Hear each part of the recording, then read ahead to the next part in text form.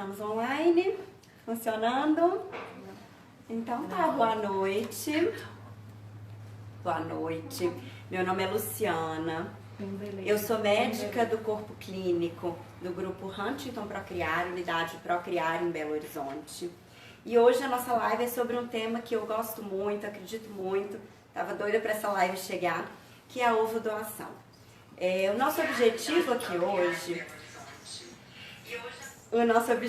aqui hoje é trazer informações sobre o tratamento de ovodoação e principalmente sobre um contexto multidisciplinar da abordagem desse tratamento. Então estamos eu, a doutora Cássia, que é psicóloga do nosso grupo.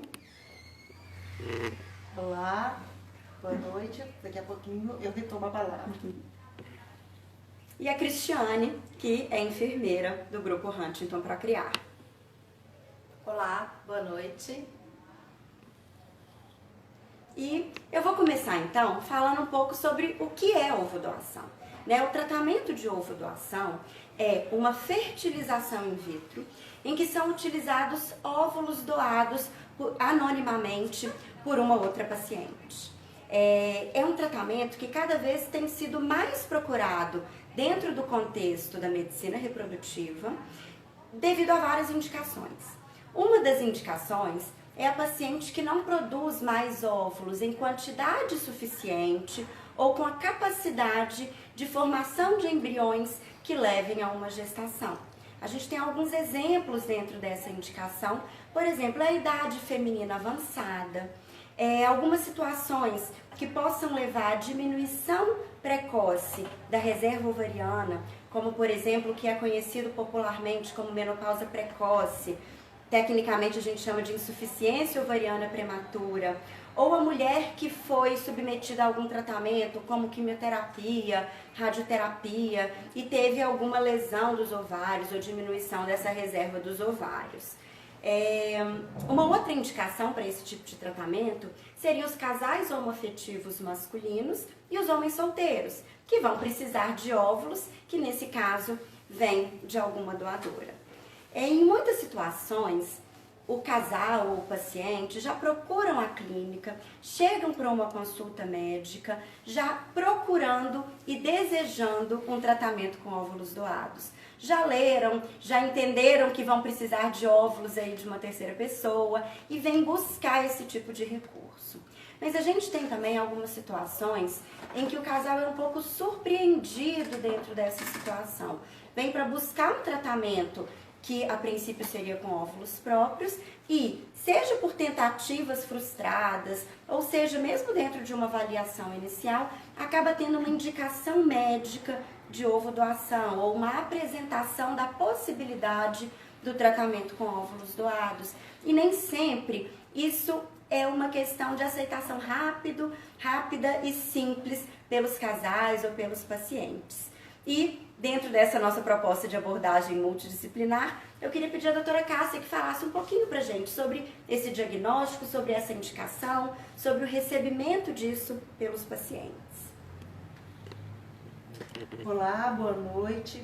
É um prazer muito grande estar aqui com vocês hoje para falar de um tema que eu gosto muito, que já tem 21 anos que eu acompanho os pacientes nos diversos tratamentos, e a ovodoação é um tratamento que eu tenho um olhar muito carinhoso e cauteloso. Por quê? Porque ele mexe diversas questões. Se deparar com um diagnóstico de falência ovariana, ou aquelas pacientes que estão passando por diversos tratamentos sem ter um resultado desejado e esperado, é muita angústia. São sentimentos intensos que são vivenciados. E aqui na clínica eu comecei em 1999. E quando eu comecei, nós pensamos como seria um protocolo adequado. Eu estava voltando de fora, eu tinha acompanhado alguns serviços na Inglaterra e eu pensei num protocolo, mas eu achei muito adequado primeiro perceber qual era a demanda da nossa população, das nossas pacientes. Então, de 99 a 2000, eu acompanhei os 30 primeiros pacientes que realizaram o tratamento de ovodoação. Naquela época, basicamente casais heterossexuais, e eles já estavam em tratamento. Então, eu não tinha um protocolo ainda estabelecido, então eu já entrava em contato com o paciente quando já estava ali no processo do tratamento e muitas vezes as questões que emergiam não eram questões que eram abordadas naquele momento porque eram de outra dimensão. Então eu me propus a acompanhar esses pacientes no decorrer da gravidez, acompanhei durante toda a gravidez e neste momento eu percebi que algumas pacientes traziam algumas questões que são muito comuns nesse tipo de tratamento, como por exemplo, a angústia da perda genética, como seria esse filho, como seria esse vínculo. Então, quer dizer, todas essas questões que estavam lá já dentro do coraçãozinho desse casal, nesse momento emergiram com muita intensidade, mas essa paciente já estava grávida. Então, esses casais que eu acompanhei, que eu percebi uma necessidade, eu orientei que procurasse uma terapia, uma abordagem terapêutica nesse período e eu também fui acompanhando durante toda a gravidez e no parto. E depois eu fiz o segmento dessas famílias até 2004.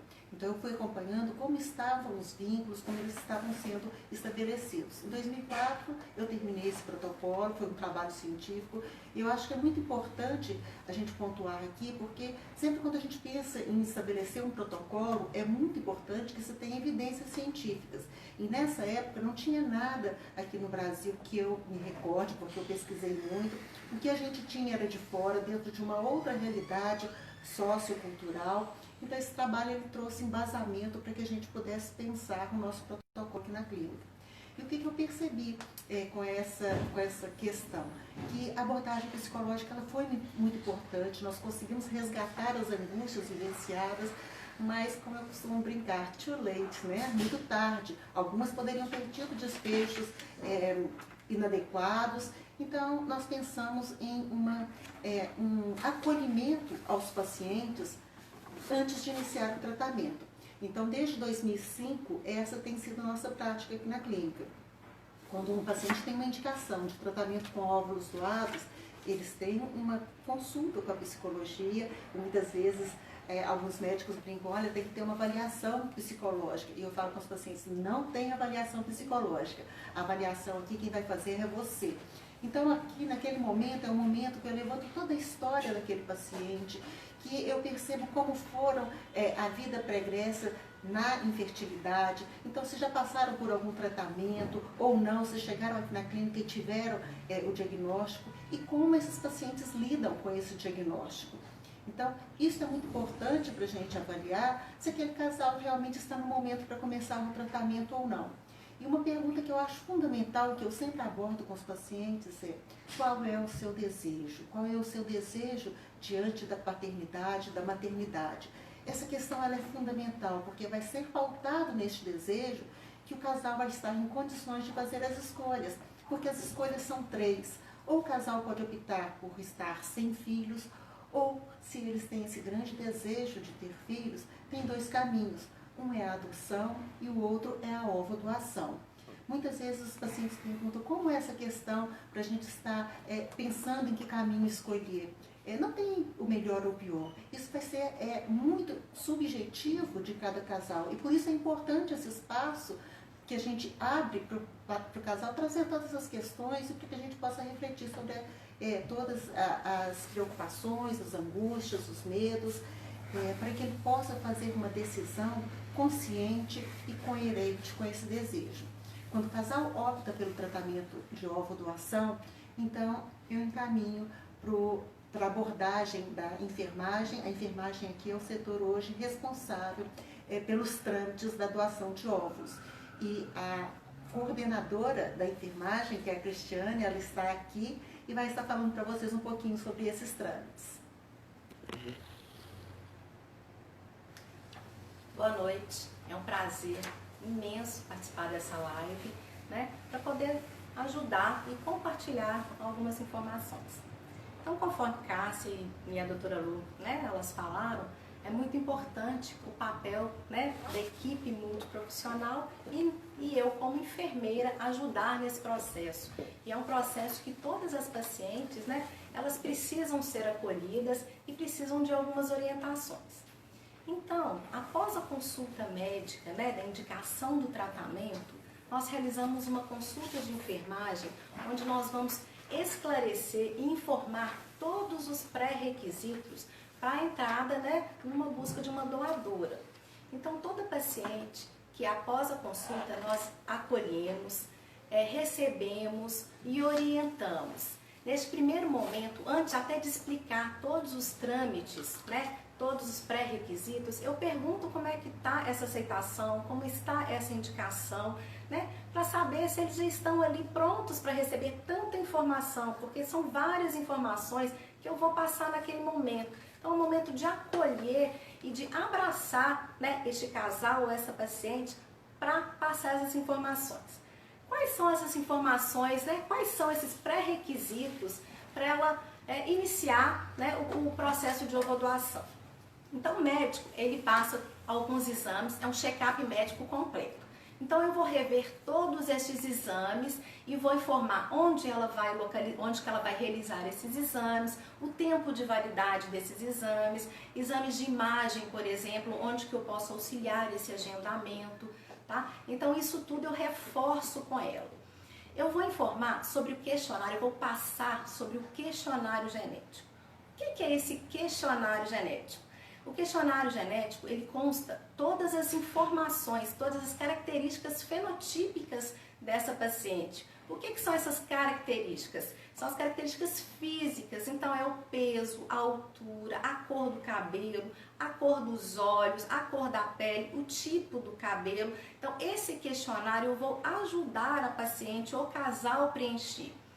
Um outro pré-requisito que a gente solicita também é a foto. É uma foto que eu peço atual, uma foto de frente para a gente ter, né, bem visualizado, né, a face da paciente. Eu peço uma foto do corpo também atual e uma foto há mais ou menos 10 anos atrás para a gente ter, né, esse um outro método também para a gente poder avaliar. O questionário, além do questionário genético, a gente também ajuda e orienta ao preenchimento dos termos de consentimento. O termo de consentimento é extenso, as pacientes têm muitas dúvidas, os casais têm muitas dúvidas. Então, eu vou orientar passo a passo, lógico, né, junto com o médico, e esclarecer todas as dúvidas. Então, desde o início dessa paciente, quando ela entra aqui na clínica, ela tem indicação da ovodoação, né, nós acompanhamos essa paciente até o final do tratamento, né? Até o dia da transferência e até o resultado que nós vamos falar um pouquinho mais para frente. Depois que esses pré-requisitos estiverem prontos, qual que é o próximo passo? Então, tudo certinho, o que nós vamos buscar? Aí nós vamos começar a busca da doadora. Então, qual que é agora, como que é a busca dessa doadora? Eu vou passar para a doutora Luciana, que ela vai explicar sobre o processo da busca da doadora, e depois eu retorno também para explicar mais outras, né, dúvidas que nós vamos esclarecer para vocês, tá bom?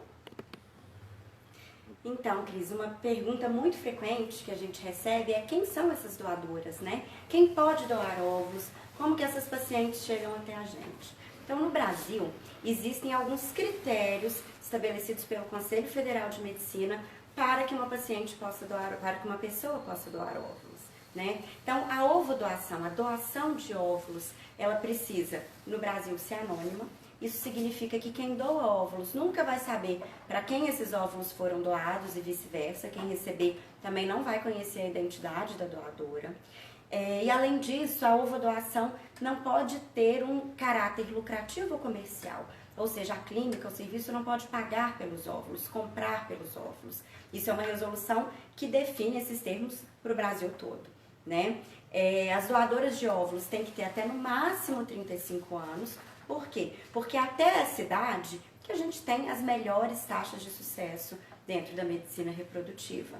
E são pessoas que têm que ter boas condições de saúde, não podem ter doenças genéticas pessoais ou familiares, né, que seriam passadas aí pelo óvulo para um futuro bebê. E para a gente poder certificar tudo isso, a gente vai fazer a consulta, né, a entrevista com as possíveis, as potenciais doadoras.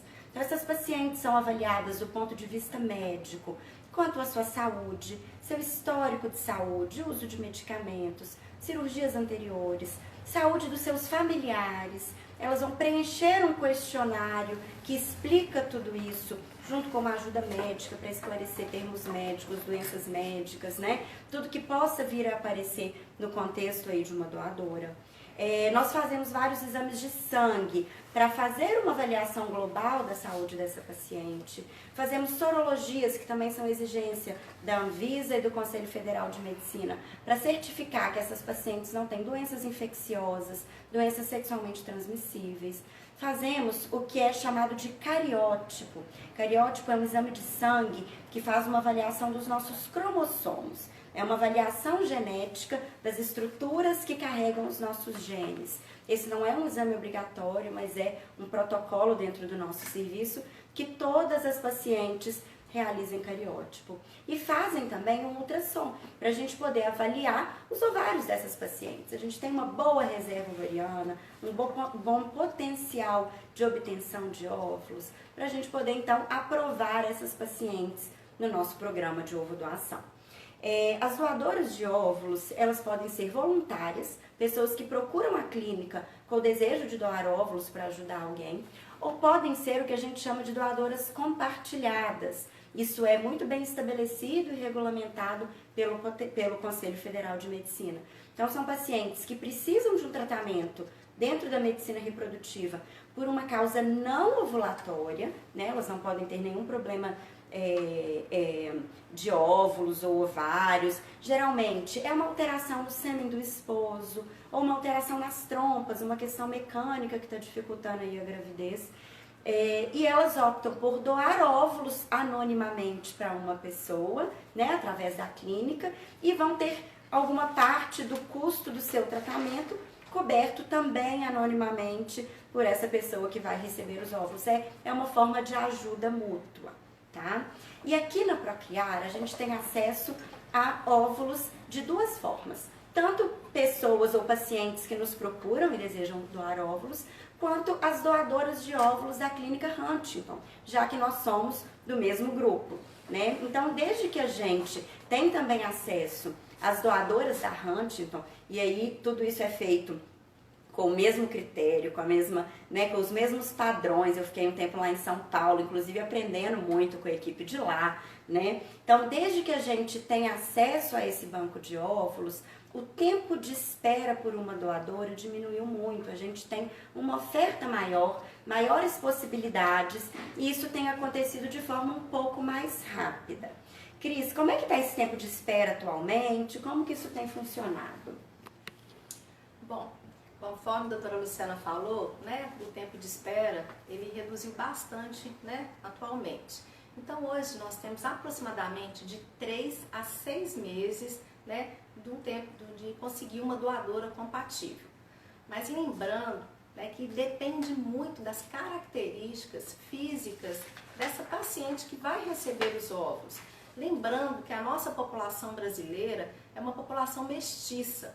Então, se nós recebemos uma paciente, né, receptora, por exemplo, vou dar um exemplo, paciente alta, né, loura, de olhos azuis, esse tempo ele pode estender, né, por um tempo maior. Então, vai depender mesmo bastante dessas características e também principalmente do grupo sanguíneo, né, do casal receptor. Então, conseguindo, né, esse tempo, a gente já entra em contato com a paciente, já apresenta um perfil, esse perfil é avaliado pela paciente e ela pode escolher ou não seguir com o tratamento, né, dessa doadora que nós encaminhamos para ela avaliar, né? E, doutora Luciana, sobre este perfil compatível, né, que a paciente vai receber, a gente encaminha sempre um perfil para ela, né? E ela tem direito de aceitar ou não, né, este perfil. E a gente explica para ela, né, sobre essa importância dela estar consciente e já de realizar o tratamento com esse perfil. Como é isso, né? Cássia, na verdade a doutora Luciana, ela vai responder sobre a doadora, os perfis que nós encaminhamos, e Cássia também vai falar dessa aceitação, né, do perfil que a gente encaminha para a paciente. Então, é exatamente isso, né? Da mesma forma que a doadora, que a receptora, ela preenche um questionário com as suas características físicas, ela vai receber um questionário sem a identificação, obviamente, né? Tudo tem que ser anônimo, mas ela vai receber um questionário, um perfil da doadora, que vai especificar as características físicas dessa doadora, as condições de saúde, né? Para ela poder avaliar e entender se ela deseja aquele tratamento, se ela está tranquila, se ela deseja realmente passar para a próxima etapa. Né? Então a gente pede aí uns dias, esse casal, essa paciente avalia o perfil e opta ou não por dar sequência com o tratamento. Eu queria aproveitar e responder algumas perguntas que a gente viu que apareceram aqui na live. Né? Então teve uma pergunta aqui primeiro, se existe a possibilidade de um homem ser pai solo através da ovodoação e da FIV. Existe, esse é um tratamento que ele é regulamentado, ele é permitido pelo Conselho Federal de Medicina, e aí a gente precisa de óvulos doados, né? Afinal o homem, o pai solo, ele não tem óvulos, a gente precisa de óvulos doados, e a gente vai precisar também de um útero de substituição, ou seja, uma outra pessoa para gestar esse embrião, esse bebê, para esse pai solo. Tá? Então isso é permitido, isso é possível e é uma das indicações da ovodoação, é um dos motivos que a gente tem, né, uma procura relativamente frequente de pessoas com desejo do tratamento de ovodoação. Teve também uma outra pergunta questionando sobre a idade limite para um tratamento.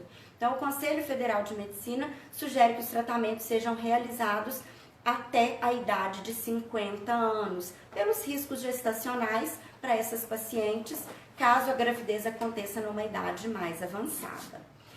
Uma outra questão que é importante a gente falar também, isso sempre, desde o início de qualquer tratamento, a gente conversa muito com o casal, ou com o paciente, a gente explica muito, repete, a gente quer sempre estabelecer uma relação de muita confiança, de informações claras e verdadeiras, é que nenhum tratamento dentro da medicina reprodutiva tem uma garantia de sucesso. Né? Então, o tratamento de ovodoação é o tratamento que mais oferece chances de sucesso dentro da reprodução humana, exatamente porque a gente está falando de óvulos jovens, até 35 anos. A gente sempre começa um tratamento de ovodoação muito otimista, com uma ótima perspectiva. Por transferência embrionária, a gente espera entre 50% e 60% de chance de gravidez. Então, isso são taxas excelentes dentro de reprodução humana em qualquer lugar do mundo, mas não é uma garantia e esse preparo também é muito importante. E aí, doutora Cássia, podia falar um pouquinho mais pra gente sobre os principais desafios para esses pacientes que procuram a ovodoação, as principais inseguranças, o que você observa aí nesse aspecto, doutora Cássia? Só antes de falar sobre isso, eu só vou pegar um gancho do que a doutora Luciana estava falando. Giovanni, o tratamento para homens solos é possível, sim, desde 2017, na resolução 2168 do Conselho Federal de Medicina. Quem vai gestar, ascendente temporária do útero, tem que ter vínculos de parentesco até o 4º grau com o paciente. Quando não tem vínculo de parentesco, ela tem que passar por toda uma avaliação médica e psicológica, e essa avaliação estende a todas as pessoas envolvidas no processo, e esse laudo é encaminhado para o Conselho Regional de Medicina. Se o Conselho Regional de Medicina aprovar o tratamento, nós realizamos o tratamento. E muitas vezes os pacientes perguntam, Cássia, em que momento, qual é a questão que não poderia aprovar? Se percebe-se algum vínculo comercial que não é permitido. Então, a famosa barriga de aluguel aqui no Brasil não é permitido. A gente fala a pessoa que é a cessão temporária do útero. Né? Então, é muito importante a gente ressaltar essa questão. E uma outra questão, a Renata me perguntou onde está essa pesquisa. Então, Renata, essa pesquisa ela foi feita com o objetivo de direcionar um protocolo aqui para a clínica. Então, ela não foi publicada. Ela foi apresentada nos congressos brasileiros, mineiros, mas ela infelizmente não foi publicada, mas ela que direcionou, que trouxe as diretrizes para que a gente pudesse implantar um protocolo que a gente tem aqui hoje na clínica. E agora, trazendo a questão que a doutora Luciana me perguntou e trouxe, como é a situação emocionalmente falando para esses casais que buscam a ovodoação. Bem, existe um primeiro momento que é muito impactante, porque muitas mulheres falam que perder esse elo genético gera angústia, gera questionamentos, o que esse filho vai ter meu? E hoje nós vamos abordar aqui, eu acho, assim, bem rapidamente, porque não é minha área, mas hoje se fala muito da questão da epigenética. E o que eu tenho para dizer sobre isso? Que o mais importante é o afeto, né? Quantas pessoas têm filhos biológicos e genéticos e não têm vínculos afetivos, efetivos, e isso não se constrói relações realmente positivas. Então, hoje a gente fala muito da questão do afeto. A base de todo relacionamento é o amor. Então, uma relação construída numa base sólida, ela tem tudo para dar certo. E quando o casal busca, e eu falei anteriormente a questão do desejo, né? Qual é o seu desejo? Você tem um desejo por ter um filho? A partir do momento que a pessoa fala desse desejo, já está inscrita naquela criança o amor que ela vai receber. E nos anos 80, eu vou só apontar uma coisinha, que no início dos anos 80, quando nós tivemos aí o primeiro caso, em 78, do primeiro bebê nascido pela fertilização in vitro, os trabalhos psicológicos, científicos, eles começaram a falar, nossa, as crianças concebidas através de fertilização in vitro, elas são cognitivamente mais avançadas que as outras. Mas depois, já na década de 90, eles começaram a identificar que não era uma questão por ter sido através da fertilização in vitro, é porque essas crianças concebidas através da fertilização in vitro eram amadas, desejadas. Então, esse é o pilar fundamental. Nesses 21 anos que eu acompanho os pacientes aqui na clínica, o que eu percebo dentro dos afetos e dentro das relações parentais, que quando ele é permeado pelo amor, pelo afeto, pelo carinho, essa relação ela está ali consolidada e tenho certeza, tem tudo para dar certo. Uma questão que os pacientes trazem muito aqui é com relação ao sigilo e à revelação. Então, isso inquieta um pouco as pessoas e hoje ainda traz algumas questões de eu prefiro não comentar qual que é o papel do psicólogo nesse contexto. Nós não devemos advogar a favor do segredo ou da revelação. Nós temos que respeitar a capacidade decisiva do casal. A gente tem que trazer esse espaço, quando a gente está conversando com os casais, com todas as informações, é o que a gente fala da psicoeducação, para que o casal tenha condições de decidir o que ele julga melhor dentro do contexto que ele está inserindo. Mas quando o casal deseja contar para a criança, o psicólogo também ele deve estar preparado para auxiliar e orientar no melhor momento e a melhor forma de abordar. Nós temos aqui duas diretrizes, que é um guia da SBRH e o guia da SBRA, que trazem orientações para o psicólogo da melhor conduta dentro de diversos tratamentos, inclusive a ovodoação. E eu tenho um tempinho ainda para encerrar aqui contando um caso. Tem? Então, eu vou encerrar aqui a minha fala, finalizando com um relato de um caso que aconteceu aqui na clínica. Eu tenho a permissão dos pacientes para relatar, é claro que resguardando o anonimato dessas pessoas, porque foi um caso muito lindo. Há alguns anos atrás, um casal veio à clínica para fazer o tratamento de ovo doado. Eles estavam abertos e completamente prontos para realizar o tratamento, mas os pacientes falaram, Cássia, a gente não pretende falar e compartilhar sobre o tratamento com ninguém, e nem mesmo com o nosso filho. Tudo bem, então essa foi uma decisão do casal que foi respeitada, e eu nem entrei em detalhes, mas falei, vocês sabem que a qualquer momento vocês me têm aqui para dar qualquer ajuda, vocês sabem onde me encontrar. Então, passados 5 anos, Eu estava aqui na clínica numa sexta-feira, no final da tarde, já indo embora, quando eu recebi uma ligação e me falaram: doutora Cássia, tem uma paciente aqui que precisa falar urgente com a senhora. Então, quando eu atendi o telefone, era essa paciente falando: doutora Cássia, eu preciso falar urgente, a senhora precisa me atender com a maior urgência. Aí eu falei assim, ela me contou qual era o caso, e eu falei: vem aqui amanhã, no sábado, no primeiro horário, que é às 8 horas, e traga seu filho. O que aconteceu? Essa criança, ela estudava numa escola construtivista. E nessa escola, qual é o modelo de aprendizado? Quando surge um assunto que é de interesse das crianças, eles começam a abordar esse assunto. Dentro da turma dessa criança, tinha uma menina que era filha de um casal homoafetivo feminino. Então, todo dia ela chegava com uma mãe, com outra mãe, cada dia com uma mãe. E um dia as crianças perguntaram: mãe, você não tem pai, não? Ela falou: não, eu tenho duas mães. Eles falaram: por quê? Porque minhas mães são um casal homoafetivo.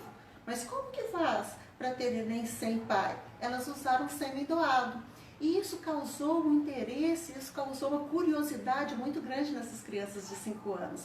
E a escola reuniu para pensar se iriam abordar essa questão, mas primeiro entrar em contato com os pais, né, para fazer uma reunião e definir se esse era um assunto pertinente para estar discutido com os pais. Só que essa criança, gente, crianças de 5 anos, elas são muito espertas. Ela chegou em casa nessa sexta-feira, né, no final da tarde, pulou no colo dos pais e falou assim: mamãe, papai, eu tenho uma coleguinha, olha só que bacana.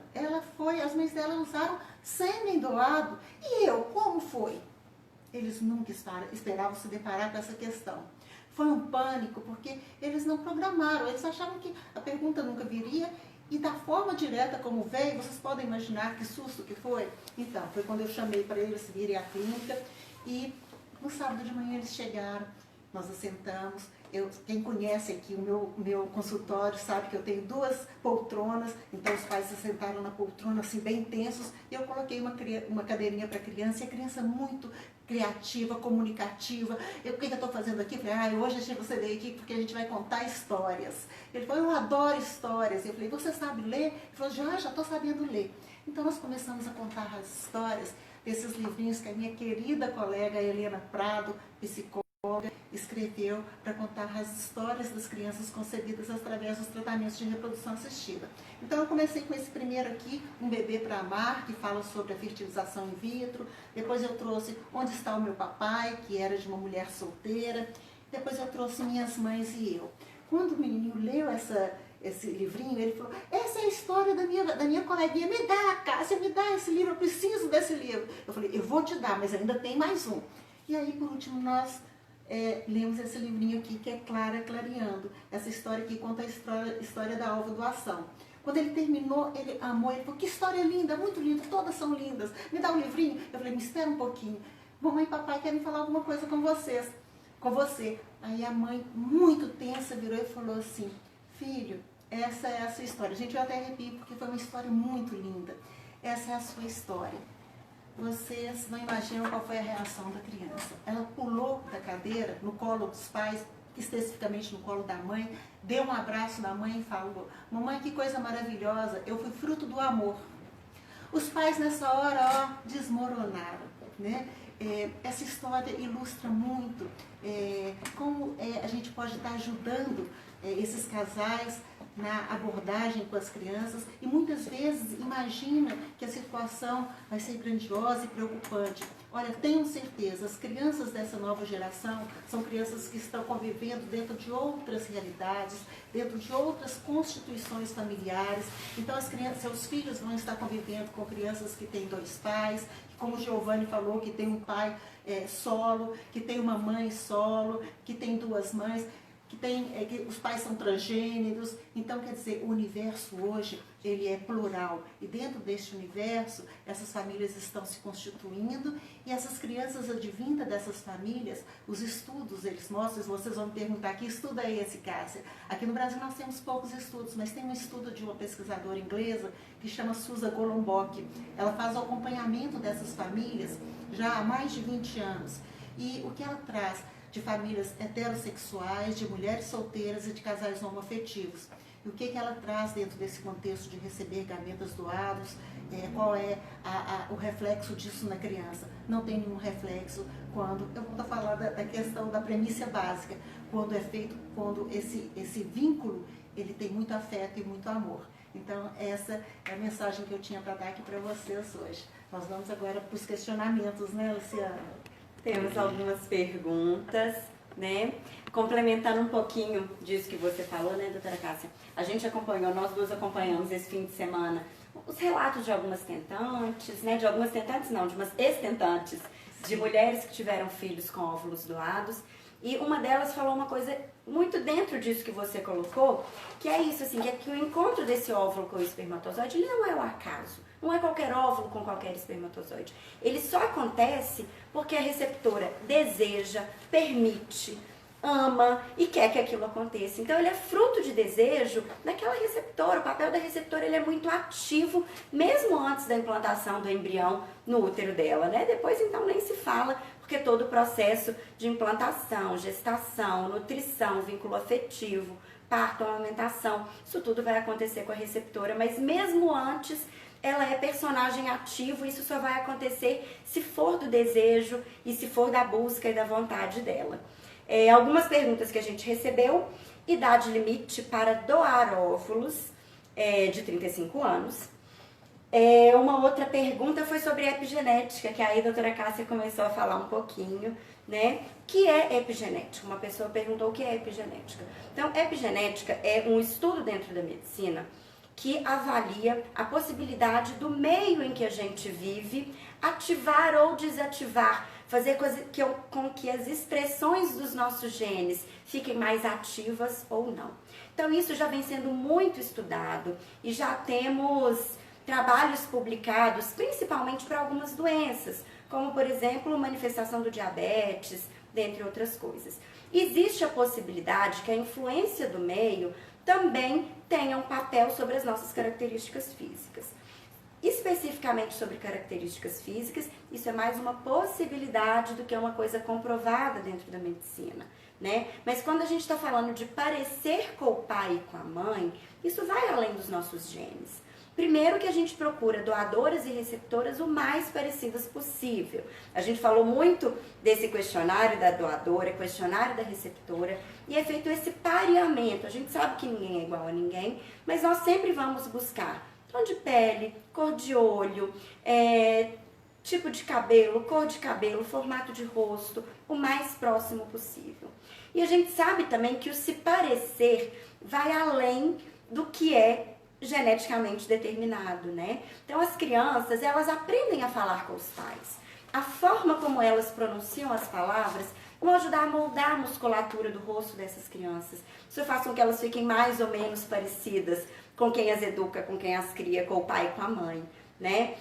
Além disso, é um jeito de falar, uma expressão, um olhar que é feito, que muitas vezes, quando são pai e mãe de óvulo e espermatozoide próprios, a gente acha que o filho é muito parecido, mas na verdade a gente está olhando, são essas questões do convívio, do jeito, da fala, da expressão, que vão também estar presentes, né, nos filhos com óvulos doados ou com sêmen doados. A gente nunca teve um caso de um casal que depois de ter um filho por ovodoação, retornou uma pessoa, né, por ovodoação, que retornou achando que o filho não se parecia suficiente ou que não tinha um vínculo suficiente. Essa não é uma questão. É claro que tem muito critério para esse pareamento.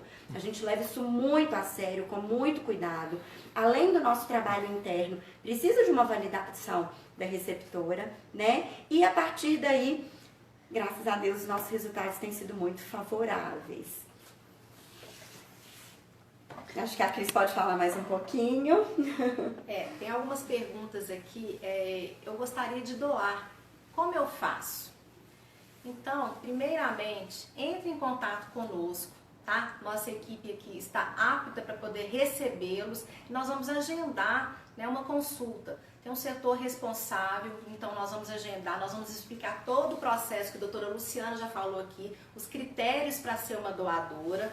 Então, quer doar, tem vontade de doar, existem os critérios, a gente segue conforme, né, o CFM, Conselho Federal de Medicina, a gente vai fazer essa avaliação, nós vamos avaliar cada caso, mas entre em contato conosco, né, nós vamos estudar cada caso. E estamos aqui disponíveis, né, para poder atender, e vocês doadoras vão ajudar outras pessoas a realizarem os seus sonhos, né? E isso é muito importante, né? Nós estamos aqui para tentar resolver, para tentar ajudar todas as pessoas e abraçar todas elas. Então, querem doar, entre em contato conosco, a gente vai fazer essa consulta e vai analisar cada caso, tá? Eu gostaria de passar para a doutora Luciana, né, para a gente agradecer e desculpa, tá? Tem mais umas perguntas aqui que a doutora Cássia vai esclarecer para vocês. Nem é pergunta. Na realidade, eu queria deixar só uma mensagem para vocês doadoras. Agradeçam muito por ter o que doar, né? Vocês têm óvulos maravilhosos, vocês podem fazer uma mulher feliz, né? É um processo de muito amor, de muito carinho, e eu acho muito, muito lindo, né? E quando a gente fala de doação de gametas, a gente fala de doação de órgãos. Eu falo muito isso com as pacientes quando a gente está conversando. Se eu, Cássia, doar meu coração para você, você vai virar a Cássia? Não, você vai continuar vivendo. A doação é vida, é dar vida para o outro, né? É um processo maravilhoso. Parabéns a vocês, doadoras, parabéns a vocês, receptoras, que buscam realizar esse sonho. E tenho certeza, ele é maravilhoso. Doutora Luciana. Bom, acho então que passamos pelos principais aspectos dentro do tratamento, né? É um tema muito complexo. A gente pode fazer, se a gente quiser fazer uma live inteira sobre receptora, inteira sobre doadora, temos assunto para a gente seguir muito com isso, né? Então, inclusive, aceitamos sugestões do que vocês gostariam de saber um pouco mais dentro da ovodoação. Manda pra gente por uma mensagem, né, por direct no Instagram ou pelo e-mail da clínica, deixa no site. Nós temos muito interesse em saber o que vocês querem ouvir para a gente poder trazer mais informações. Um outro aspecto que gostaríamos de lembrar é que os nossos atendimentos continuam, tanto presencialmente quanto por telemedicina. Então, continuamos com atendimentos online, muitas vezes para uma primeira avaliação ou para quem já é nossa paciente, para podermos com segurança, mantendo o isolamento, né, dentro do contexto que temos aí atualmente, ou mesmo para quem mora longe, para uma primeira avaliação não precisa se deslocar até a clínica, temos essa possibilidade que vem sendo oferecida pela Procriar. Meu muito obrigada, foi um grande prazer participar com vocês, essa equipe é maravilhosa de se trabalhar e de fazer live também. Obrigada, né, a todos vocês que, né, estiveram presentes aí, e estou disponível aqui, e é muito bom, né, participar dessa equipe e ter o prazer de ajudar a cada um de vocês a realizarem os seus sonhos.